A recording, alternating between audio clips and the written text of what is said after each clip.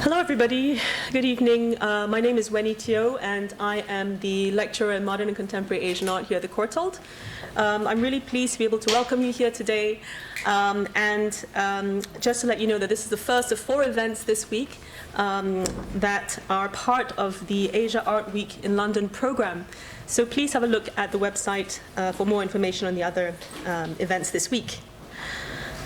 So it's with great pleasure that I'd like to introduce our speaker today, Lawrence Leck. Lawrence is an artist, filmmaker, and musician based in London.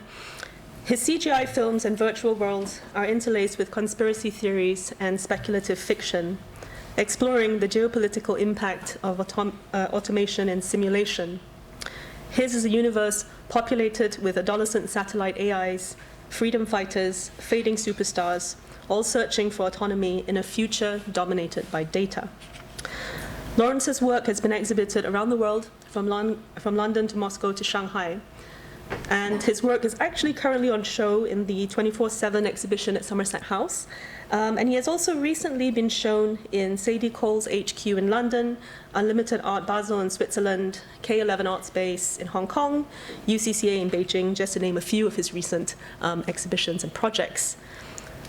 For this lecture today, Lawrence will be talking about the interconnections between his work and perform a live mix of recent films and video games, including Geomancer, 2063, FTSE, Farsight Stock Exchange, and AIDOL.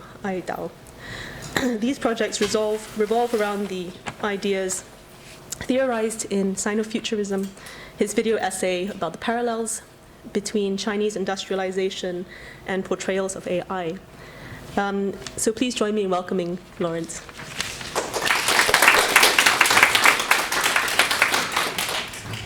Thanks, Wenny. Thanks for coming on this cold Monday night. I don't know if I would make it myself, but I have to be here. So yeah, I mean, thanks for the introduction. I realize how formal everything sounds when you read out a bio as opposed to write it.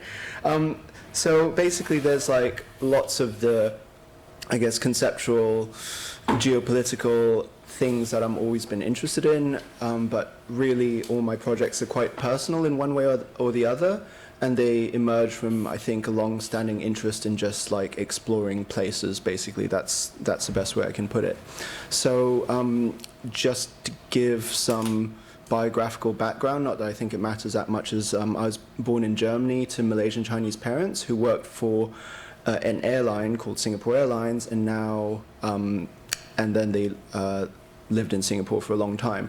So, I'm always quite skeptical about this idea of biography generating certain interest in things, and I also wonder how far this idea of self-mythology, pervades the idea of things like art history. I studied architecture before, and at Cambridge, for example, when I did my undergrad, the art history and architecture departments, they're the only cultural studies departments, and they're put together in the same slightly badly heated building. So anyway, I spent a lot of time thinking about the relationship between I guess art history and the idea of futurity, basically. And so on the one hand, my practice is really, really personal, thinking about here and now. I'm thinking about, different uses of technology, but, specifically for me, technology is just something that has much more of a sociological impact and a personal one than it's usually portrayed, especially in contemporary art or music and film. So, one of these aspects is how much, I guess, technology is either fetishized or kind of seen as this, the specter of a kind of threat, of an existential threat to humanity, basically. And of course, this has a long history going back to industrialization in many different places. And also, basically, I feel that people have always felt threatened by the other, right? So whether the other is a kind of group from a different culture, it's a new way of working, or it's a new kind of machine or new industry, that's always been something that interests me. And so the reason I use I'm talking about AI and automation. It's not so much that I'm, fascinated by them as a phenomenon, but it's more the fact that they are, at least for me, in seeing how the world is kind of portraying itself in 2019, they're essentially a kind of analogy. I use them as an analogy or a metaphor for any kind of excluded group or any kind of latent xenophobia about something that we don't fully understand. And I think what is also very different from, let's say, a kind of anthropological view towards exotic cultures is that the difference with technology or AI and automation is that it's essentially something man-made. And so the kind of paradox is, how do you treat your own creations? So basically, this is just a way for me to start off saying that I'm really interested in place, basically. The idea, secondly, the idea of like a first-person perspective, which obviously is something that pervades, painting, architectural design, video games, cinematography, and to me, this idea of the first person is, an inquiry into is essentially like whose perspective is it, like who's behind the camera.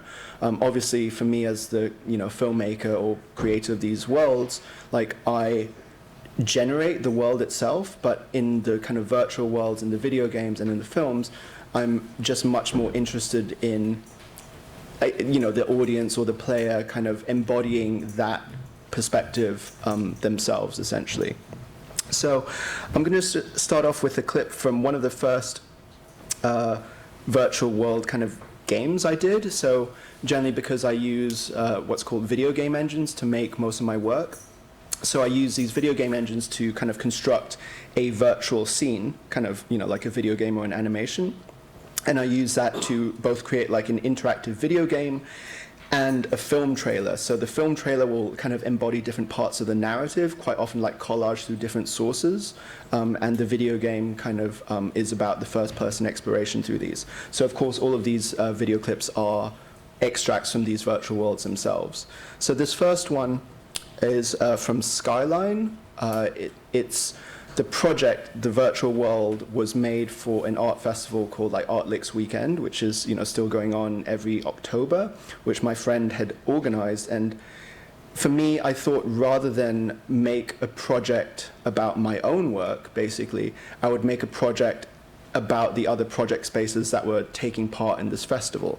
So Skyline itself, it's like this, what I call like a utopian tube line that basically connects about, I think, 25 of these art spaces from around London. Part of it was to talk about, obviously, this idea that, the ephemerality or of kind of DIY spaces. Of course, you have like main institutions that stay there for a long time because of, funding and, the fact that they have a certain amount of cultural capital. But in my experience, all of my friends who are, trying to curate their own projects in like their kitchen or like in some space underneath the arches, all of these projects are really ephemeral, and then next year they might not exist. So I wanted to make a project that was kind of encapsulating these both as an archive and also as like a celebration of a, like a tube line, like a kind of infrastructure that would connect these places, which are usually disconnected and kind of marginalized spatially through the city.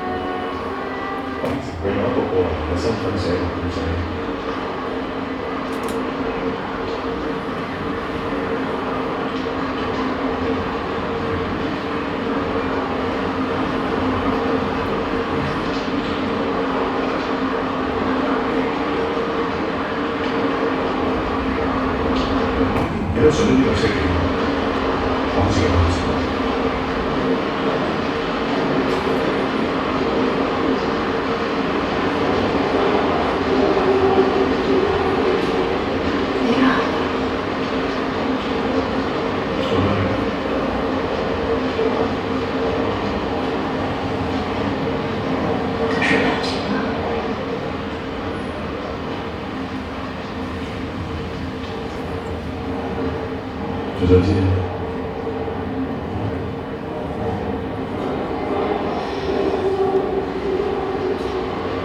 那边天气怎么样？后来我理解，但是我问题给下你谁？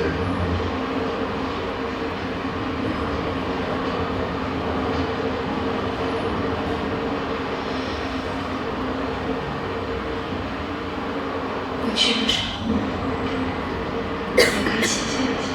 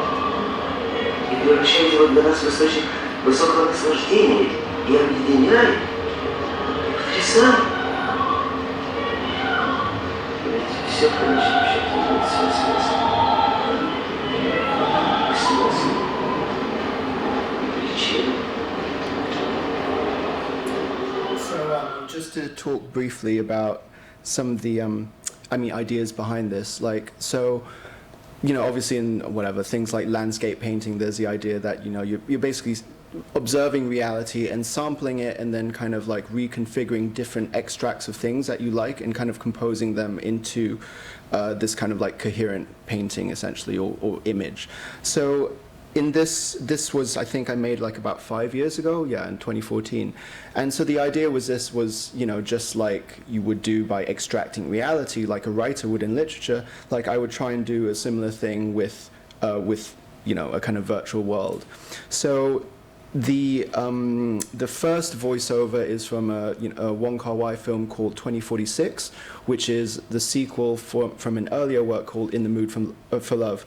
And in that dialogue where, like there's two people talking about a third place, like the woman in that is asking about the weather that this guy had, the weather in Singapore when this guy had visited there. And so there's, what I find very interesting, definitely in literature has it most often because, it's all words, is that referring to a third space within, the kind of primary medium that you might exist within. The second dialogue is, it's from Andrei Tarkovsky's film Stalker, basically, and this idea that, there are these two characters basically having this like philosophical dialogue about what is the meaning of music, but within a film itself. The music that's playing in that particular clip is from this opera called Lakme, I think. It's by Delibes, and people know it because it's like the British Airways theme music, basically, which is the first time I heard it. So for me, what's interesting, and also the kind of map that you saw earlier was this map of these different artist-run spaces, which have 5 stations that this tube train goes in between, and then lastly, the interesting thing is like when I had to essentially like replicate like the programming from a tube train, you really observe the choreography of the tube train itself. So basically what happens is the tube train comes to a halt, and so you have this very specific like pneumatic sound. Then it stops, then the beep beep beep happens before the train stops, and then the doors open, and then they close again, beep beep beep, and then it moves off again, which of course, you know, you hear as, you know, everyone's so conditioned to it, and you hear it as this continuum, but kind of like, you know, like observing it and actually having to choreograph like what happens at what point through, you know, this kind of linear sequence of events, really, for me at least, you just observe reality, and then that's an interesting thing to replicate. And then of course there's, you know, they happen much less now, but, you know, these like poems on the underground, there's this idea that also with a, you know, virtual world or an art world basically, like there's also other artworks within the like meta work itself, which is this kind of virtual world. So this idea of like choreography, this idea of like essentially like four-dimensional collage or whatever, and also these extracts of memories for me, which are, you know, personal or referring to another space, is something that I think this was, you know, quite important for me in this project, that I was able to kind of bring together. Even though I hadn't like actually written like a script for it per se, it was really collaging all these elements together that comprise the kind of consistency of what that is.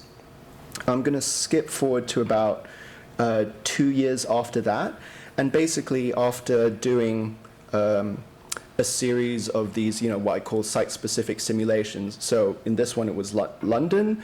I kind of started thinking what the role of, you know, like the idea of utopia is with these situations, because in this case it was the idea of public transport, right? The most mundane, boring thing, but of course to the whatever like Victorian public who first experienced it, it was something that was like liberating from a certain kind of activity, and it's also a different way in which to witness the city, essentially, you know, underground.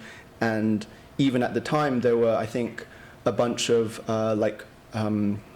events and banquets basically hosted underground, because people were just very against this idea of going underground, because of course to them it represents like, you know, death, burial, sinister darkness, basically things that for like, you know, because of superstition were very unfamiliar towards them. So there was this deeply psychological aspect to the technology itself, and associated with going down as well.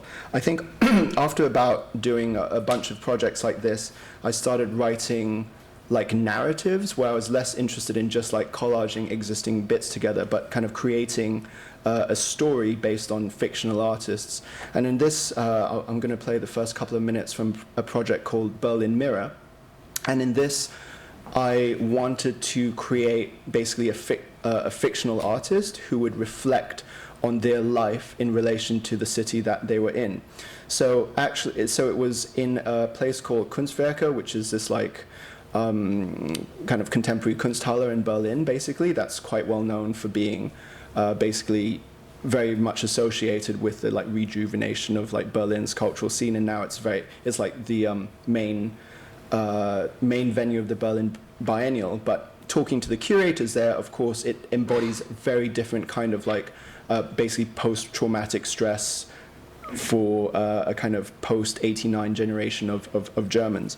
And so in this project, what I did was I looked at the life of Dan Graham, basically. So Dan Graham, who was born in 1942 in America, and is, you know, as you probably know, is interested in like public and private relations, like architectural space. But I kind of imagined his life, but actually he was born in Berlin in 1942, and what kind of memories or kind of cultural signifiers he'd be dealing with. Of course, like I'm sure most people are familiar with this very particular like ruin aesthetic, basically, of like whatever, like Anselm Kiefer, and who somehow, you know, I wonder to myself sometimes when I see these installations, like, why do they invest so much in making the white cube look like a ruin? Of course, there's, you know, some kind of like traumatic catharsis going on there, but coming into trying to create this fictional artist, I was also trying to reflect on my observations on like contemporary sculptural practice, but also like projected in the future. So Daniela Graham, who is the German artist from Berlin, is looking back at her life after, and she's got a 100th, it's a 100th birthday, and she has like a centennial retrospective at Kunstwerke, basically, and that's what the project within the project is about.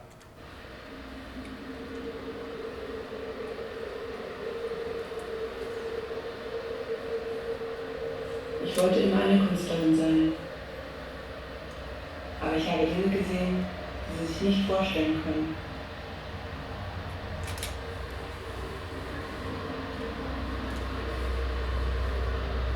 Wendepanzer in der Auguststraße, das Leuchten der Flakfeuer am Brandenburger Tor. All diese Momente werden mit der Zeit verloren gehen. Echtes und schön.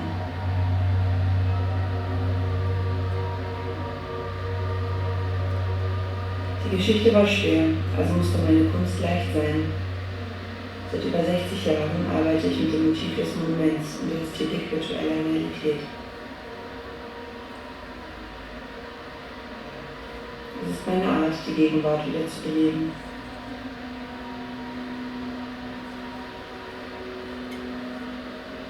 Als ich für eine Retrospektive zur Berlin Biennale 2042 eingeladen wurde, wollte ich etwas Besonderes machen.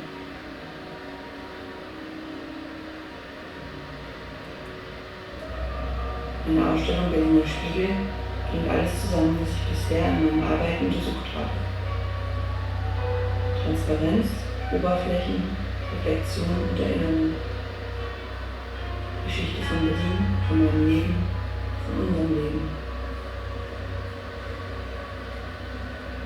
Ich wurde 1942 gegenüber der heutigen KW geboren. Mein Vater hat in der Margarinefabrik, in der sich in KW befinden, als Chemiker gearbeitet. Die Fabrik hieß Berolina. Der Name steht als weibliche Allegorie und Symbolfigur für die Stadt Berlin. Ich kenne diesen Hof gut. Früher bin ich immer auf den Walnussbaum geklettert, der in der Mitte des Hofes steht. Er ist auf jedem Foto der KW zu sehen, schief vom Wind. Wenn man genauer hinschaut, sieht man das Moos und Stamm entlang wachsen, aber nur auf der Seite, auf die der Regen fällt. So ist auch die Stadt, abgenutzt auf der einen Seite, neu auf der anderen. Die 4 Teile meiner Ausstellung verweisen auf das versteckte Potenzial der verschiedenen Räume der Institution. Hof, Projektraum, Ausstellungshalle und Filmraum. Der Spiegel im Hof ist ein perfekter Kreis, der die Fassade der KW schneidet und so positioniert ist, dass er den Berliner Dom reflektiert, wenn man unter ihm hindurchläuft. Wenn Schnee und Wasser darauf fallen, ändern sich die Spiegel. Eine meiner ersten Erinnerungen ist der brennende Dom. Ich weiß nicht, ob ich es wirklich gesehen oder mir vorgestellt habe.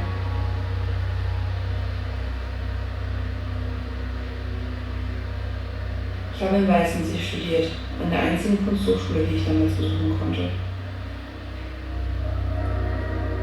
Ich habe mich immer schon für Immaterialität und Schwerelosigkeit interessiert. Einige der anderen Studenten dachten, ich wäre sonderbar. Sie schwelgten in der Vergangenheit und nutzten das Motiv der Ruine und die Ästhetik der Dekonstruktion. Sie bauten Ruinen in die Ausstellungsräume, sprühten Graffiti auf die weißen Wände und gruben Schützengräben in die Landschaft.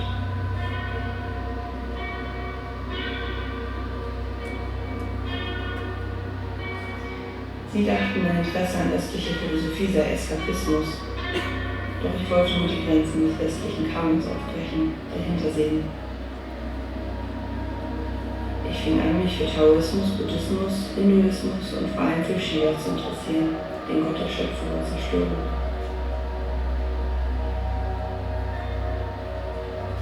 Nach meinem Abschluss bekam ich einen Lehrauftrag an der Zentralen Akademie der Künste in Peking. Es gab nicht viele solche Möglichkeiten damals. Ich Ich wollte Ästhetik lernen, aber sie wollten, dass ich Ölmalerei unterrichte. Hier endete meine Zeit als Orientalistin.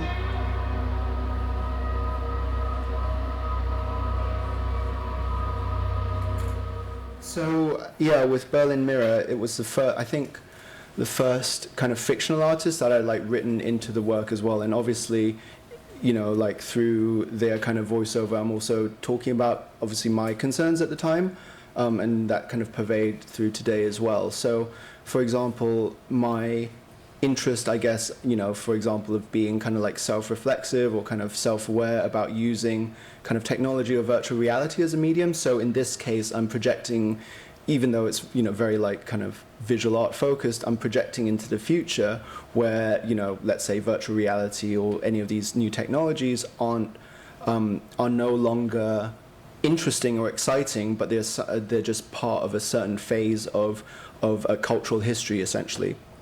And this idea is something that I kind of, you know, kept on going back to in different ways, in different senses. So the final kind of clip I'm going to talk about from this kind of this certain phase of like what I called site-specific simulation is from this project called Europa Mon Amour. Basically, I'm going to just briefly just talk about it in two senses. Like I did it over 2 different years for this, again, like a public art festival in which was in Dalston. And in the first year, I was reflecting on Dalston as this kind of like post-apocalyptic landscape, and that was in 2015. And the next year, which is 2016, I was reflecting on Dalston in the midst of a kind of pre-Brexit vote, because it was in, I think, just mid-May 2016, I think a week or 2 before the actual Brexit vote. And the project, the video was basically about this like ironic stance of, oh, wouldn't it be funny if, you know, things went badly, which they did. And so in this case, like you can see that the Dalston and this area called Gillette Square, which is by the Rio Cinema, which you can see in the bottom corner, is basically an avatar, or what's it called, a synecdoche for like the rest of the UK, basically. So, you know, essentially like within the virtual world, this particular square standing in for the rest of it. But I'm going to fast forward and just play the original kind of clip, which is Dalston Mon Amour. The second edition was called Europa Mon Amour because it's based on a what is it, like an Alain Resnais film called Hiroshima Mon Amour, which is set in Hiroshima after the end of the Second World War, and is about basically these lovers, this Japanese man and this kind of French and this French lady, and about essentially their relationship and their failure to communicate. One interesting fact about this is that actually the Japanese actor didn't speak any French, but he just learnt the sounds of French to be able to deliver them, much like you might have a kind of like, you know, Filipino band singing Beatles songs but not knowing what the lyrics mean at all, which is something that, you know, happens quite a lot actually. But this idea that the simulation of a dialogue or the simulation of communication is, how should I say, like basically understanding and communication in language can be simulated just as much as anything else can. And it's an amazing film really about like the trauma caused to memory or a relationship brought about by war. And so I wanted to use that as an analogy within the context of Dalston, basically.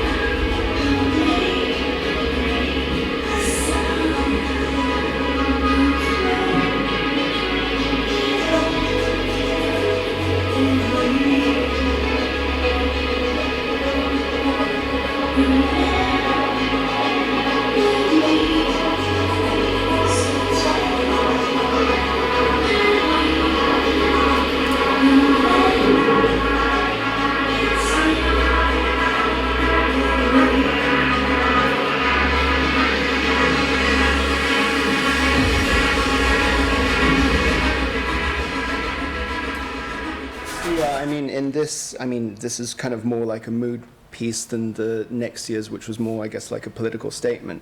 But for me, like rewatching that, now I remember that there's a few different things that I'm also wanted to mention I'm interested in. Like, for example, in like in electronic music, there's this kind of the tension between, like happy melody, sad music, or happy melody, sad lyrics, and sad lyrics, happy melody. This kind of push and pull between this like tension between like euphoria and dysphoria on the other hand, which is the tension between like the kind of reality of a situation versus your memories of a situation or of a relationship or of a place. So these early projects, like I think for me re-seeing them again, they all had this mood of like essentially like something has been lost and the future hasn't come yet, but the present is a state of uncertainty. And in the good art historians will recognize that the wallpaper in the FA's pool bar is Caspar David Friedrich, a few of his different paintings. So it was interesting for me just, basically Wikipediaing them that, essentially the figures within the landscape obviously not obviously, but they represent the individual at, different stages of their life. You have like the old people, the middle-aged people, and the young people. This idea that within one particular image, there's 3 different time frames where, one generation is kind of like young and hopeful, one is kind of like old and jaded, and one is kind of like caught in between the middle where they are just kind of witnessing the landscape.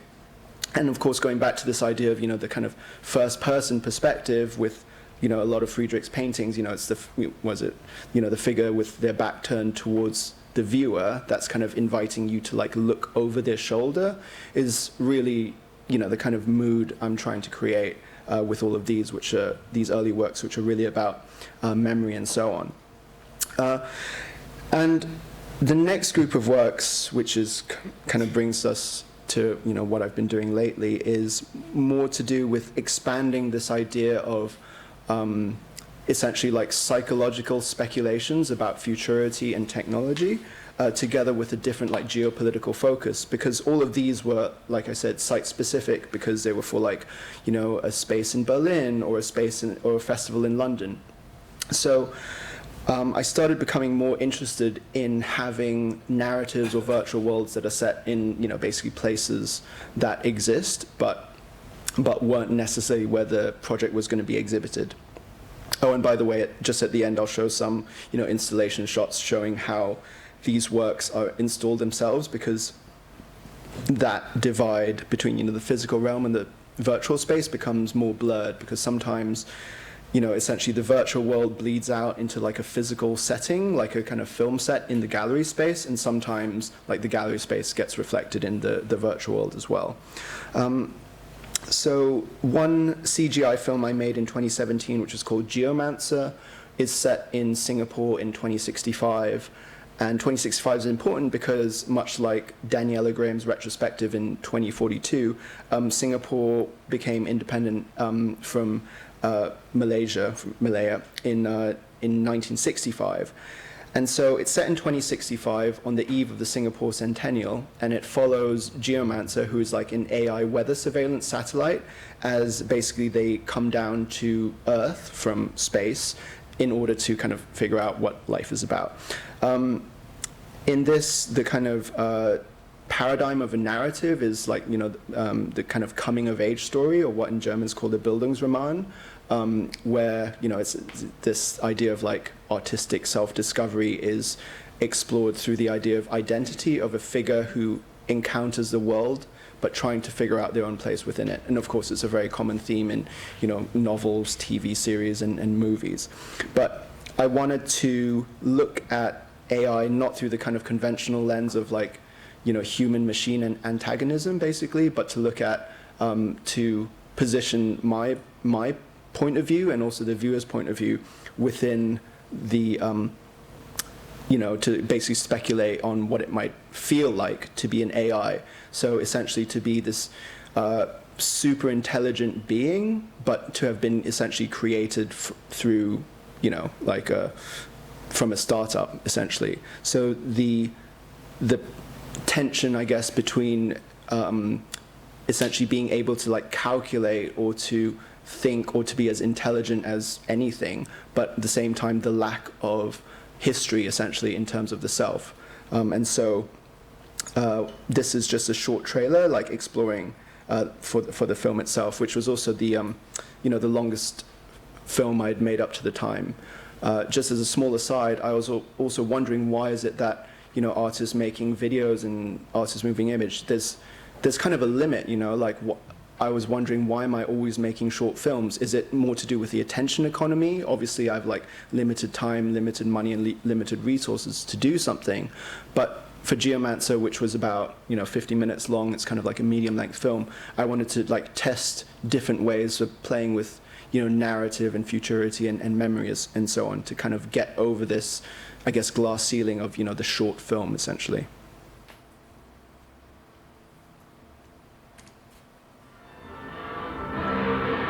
你知道，碰到每一波浪、每一只鸟、每一个动物和水面上反射着碎成亿化片的阳光是什么样的吗？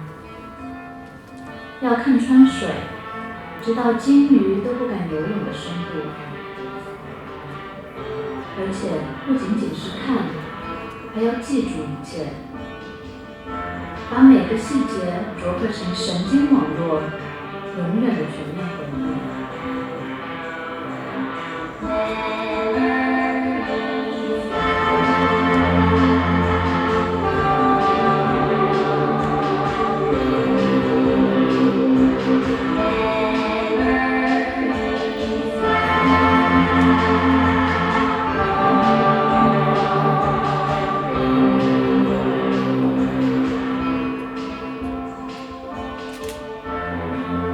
如果我有手，我会是雕塑家；如果我有声音，我会歌唱；如果我有灵魂，我会祈祷。但是我只有心灵的眼睛，所以我梦想世界。 So this, I guess, in this point of my practice, this is where things started to get really complicated, basically. So when I was researching this film, which is, kind of set in Singapore, about AI in the future, I started just basically doing a lot of research about, the kind of state of development of AI. And in this, the kind of side project that kind of spun off of it is a video essay I made called Sinofuturism. So basically, when I was writing the script for Geomancer, I started seeing many parallels basically between how Chinese industrialization and Chinese technological development, Chinese kind of globalization and nationalism is portrayed in the media, essentially, and seeing how AI and automation are portrayed. And basically, my observation was these two things are complete mirror images of each other. So, for example, like, just as, AI and automation is seen as like, oh, it will take away our jobs, it will minimize what it means to be human, it will automate labor, therefore leaving people with a huge existential crisis and job loss and kind of seismic shifts in the economy and politics. And at the same time, like, in the exact same thing was being said about Chinese industrialization. China is kind of like is undervaluing its currency so that they can dominate like the world economy to like screw up all different kinds of industrial production. So on the like labor and the political labor side, the dialogue was exactly the same. And not just that, I also realized that from a very subtle, I wouldn't even say Orientalist, but it's like a very subtle xenophobia, essentially. It was like the way that factory workers or whatever, the way that people are portrayed, and the way that Chinese workers are portrayed, and the way that robots are portrayed is literally exactly the same thing. Just like, I don't know, how the workers are portrayed in like Fritz Lang's Metropolis, essentially. They're like kind of nameless, faceless ants, like this idea of like a dehumanized hive mind. And, robots, Foxconn factory workers, exactly the same. But at the same time, it's not all people who have negative views. On the other hand, there's very much like positive, like, oh, like AI and automation will save like global problems with global warming because things can be made more efficient, power can be saved, and so on. And at the same time, some people saying like, oh, for example, like the Chinese industry and economy is the only one that's globally large enough and centrally planned enough to make large changes with, let's say, climate change and so on. So really, the positive and negative aspects were really mirror images of each other. And because, like you can see in my previous work, none of the kind of political agenda was that explicit. And in Sinofuturism also, I was also being self-aware about the use and kind of obsolescence of the manifesto as a format, essentially. Of course, to the Italian futurists or whatever, it makes total sense. But 100 years later, in a kind of post-truth world where, the manifesto as a political tool is no longer trusted, essentially, because people don't mean what they say, I started thinking of, this video essay, Sinofuturism, less as a manifesto, but more as a conspiracy theory. And basically, the conspiracy theory is that China is not like a nation state, but essentially China is like an AI that seeks to replicate itself through copying, infinite labor, through gambling, gaming, computing. Basically, it's an AI that fully embodies all of the, let's say, negative portrayals of how it has been portrayed. And it's not actually like a manifesto, but it's essentially like a self-replicating form of life, essentially like a virus, basically. And in a later project, which is set in 2065, I also reflect on the future life of this video essay. So just like I was talking about futurity before, I'm also become increasingly conscious now, having done the research, that, of course, the audience for my work, if I upload something online, is no longer just human, but it's essentially YouTube algorithms trying to work out what description, what category to put my work in, whether I violated any copyright, whether there's any kind of like infringement on any sense. So even starting today, I realize that my work, basically the audience for my work, is as much non-human as it is human.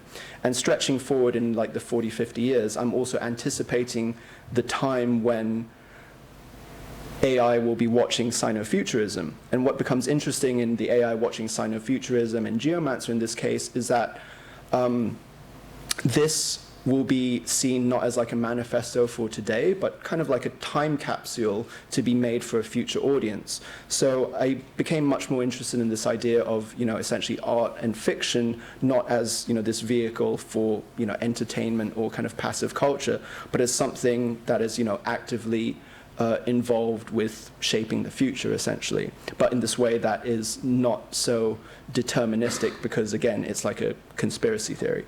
So I'm just going to play the first few minutes from Sinofuturism that kind of just sketches out this conspiracy theory.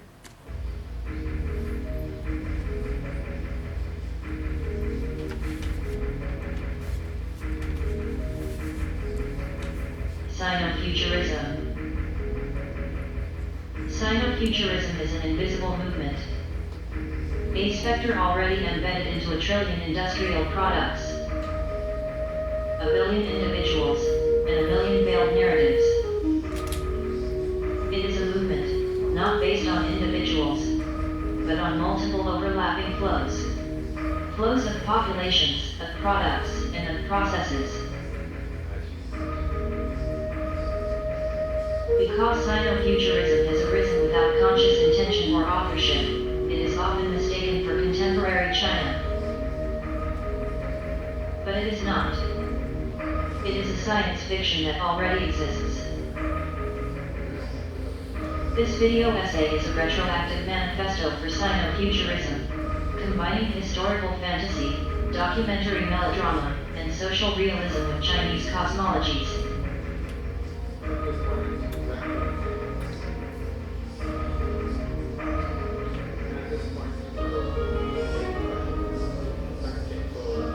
Although China only recently became the factory of the world, this is only the latest incarnation of the Chinese work ethic. It is a work ethic based on farm labor and large families, in an agrarian society prone to natural disasters, within a Confucian belief system that values hard work as the only insurance against a turbulent world.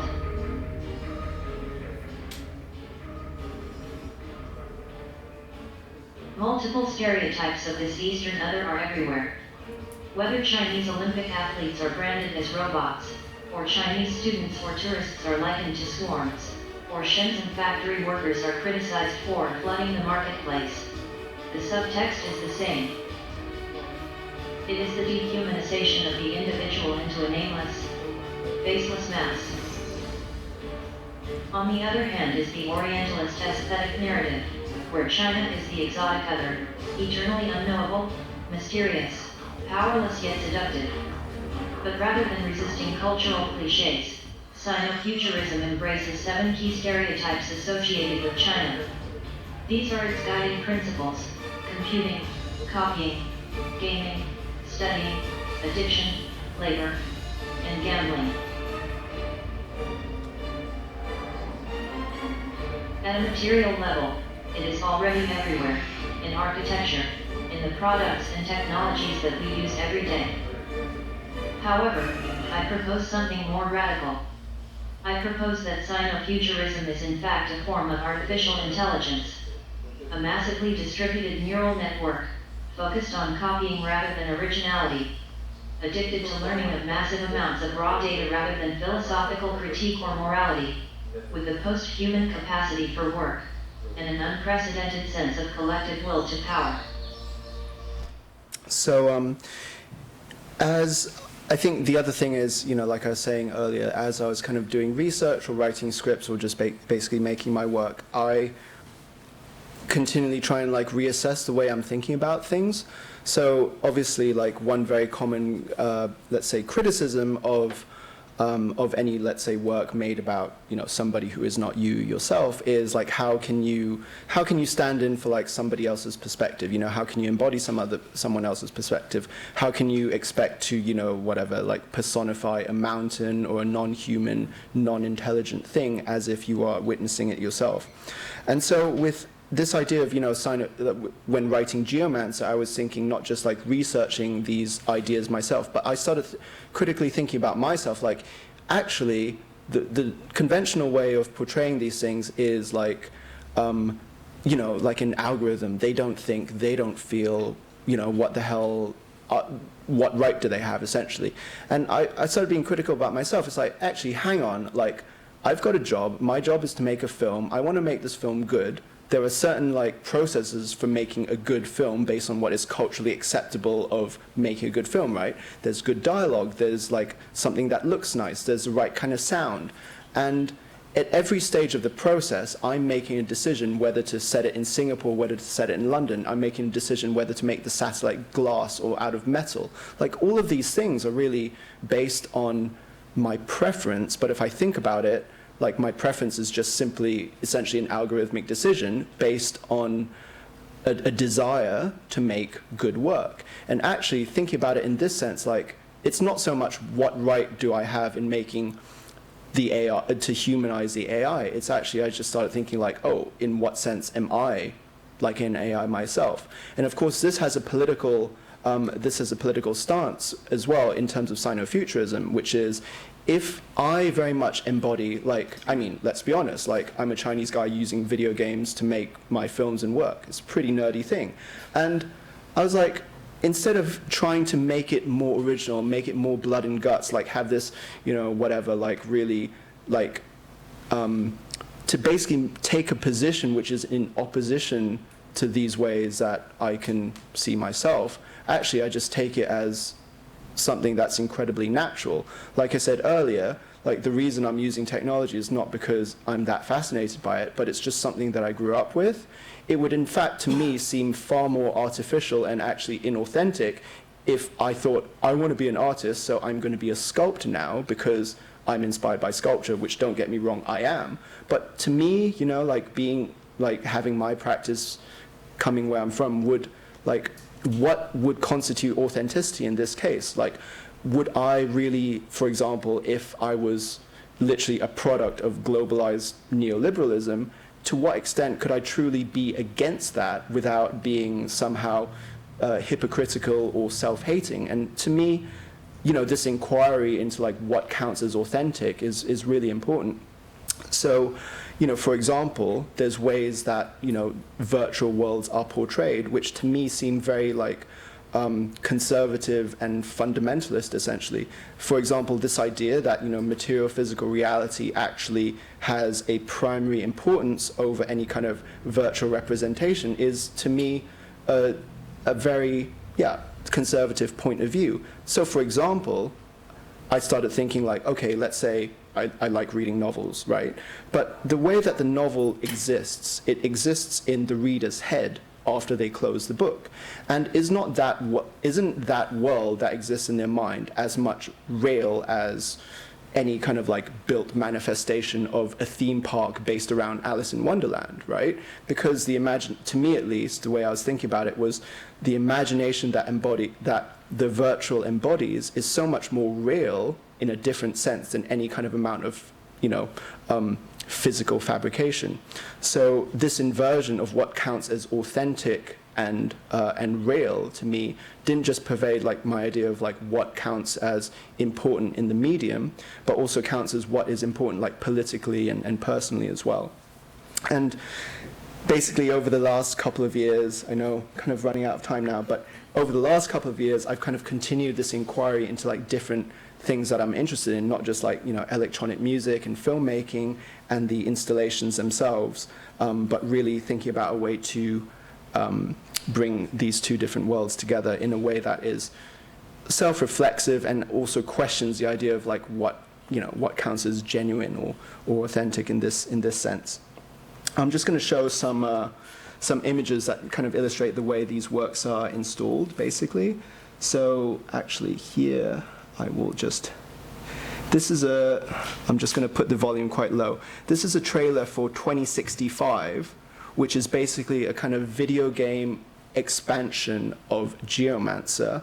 But the conceit of this video game is basically a group of AIs who have discovered Sinofuturism online have created an art movement called Sinofuturism, calling themselves the Sinofuturists, and created a video game that is reflecting on the way that they perceive reality. The video game, unlike most video games, it's kind of an open world video game that's not based on winning or losing or kind of solving goals or getting high scores, but is really about exploring the world. And this was installed in a place called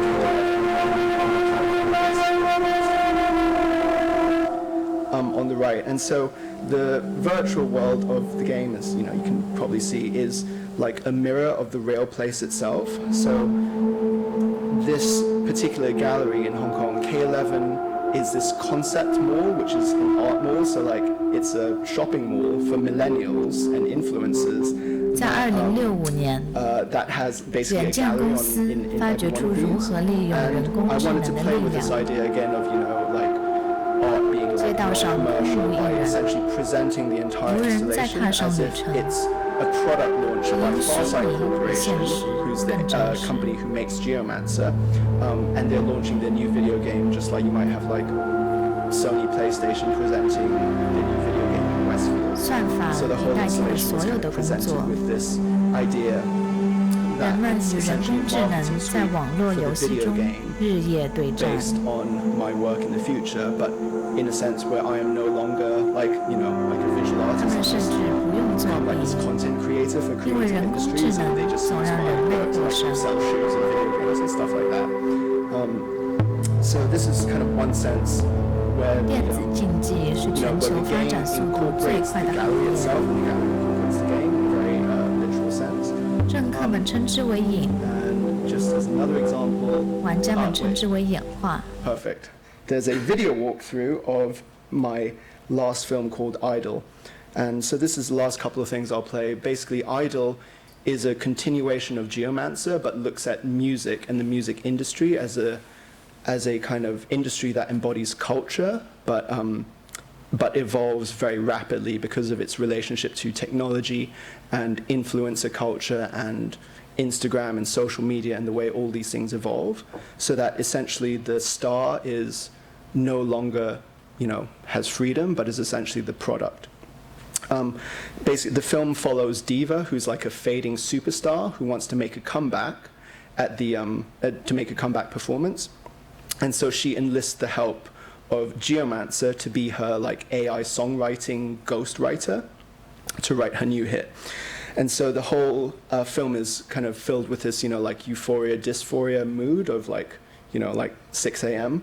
After the club or something like that, that kind of pervades the film, but is also about, themes of culture under the threat of automation, basically. So I'm just going to show the trailer and then just a little bit about how it's exhibited and talk quickly about that.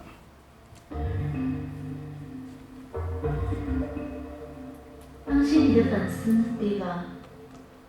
有一天，他们需要你，接着他们会删除你。还有些时间完成这首歌。难道你不想永远活着吗？永垂不朽，我不想，这不是困扰我的问题。我们的世界已经由慢转向理。机器学习只导致了通用的规则。这是人工智能的真正遗产吗？在没有建筑师的情况下生成建筑，没有音乐家的音乐，没有影响者的影响。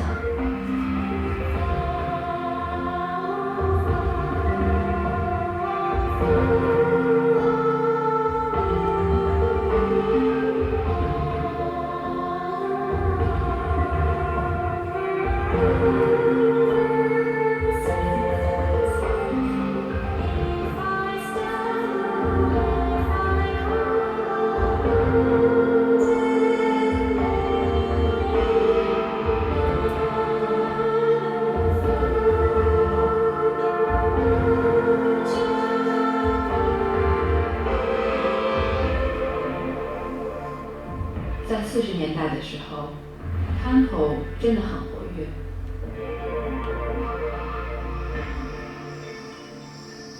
我每晚都去，我在那儿遇到了所有的明星、制片人和设计师。这是我全部的生活。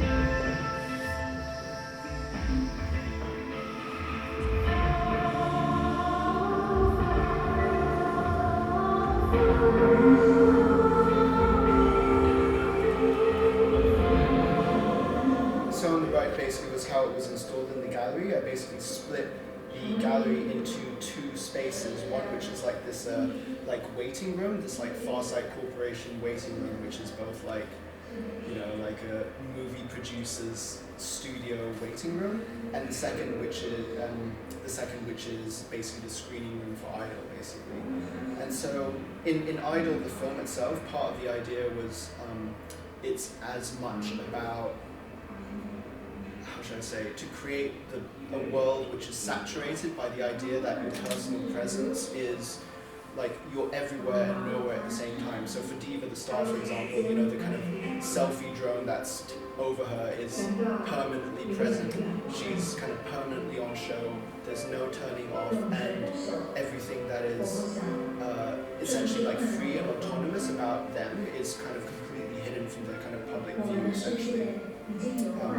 So this idea of, yeah, like, what I was interested in for this is to make things even more personal, because it was also my first one that has any, you know, like human avatars in it, for example. And the final thing was a kind of further expansion of that called Temple OST, which is currently at 180 Strand. And the idea for this is that it's a further exploration into this particular world. So Temple is a club that's within the film. I've installed it in a building called 180 Strand in central London as part of this installation. And I've recreated essentially what could be a second room from the club scene in the trailer, but in an installation. And what I did for this was, you know, essentially like a new soundtrack for it and a kind of installation for it as well.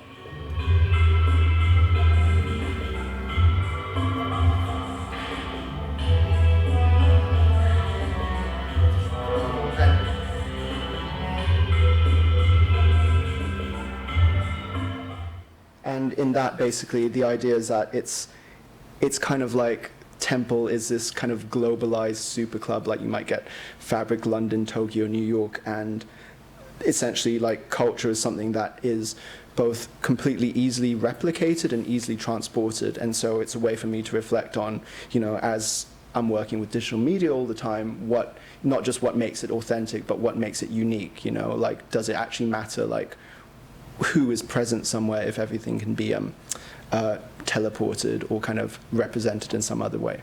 Thank you.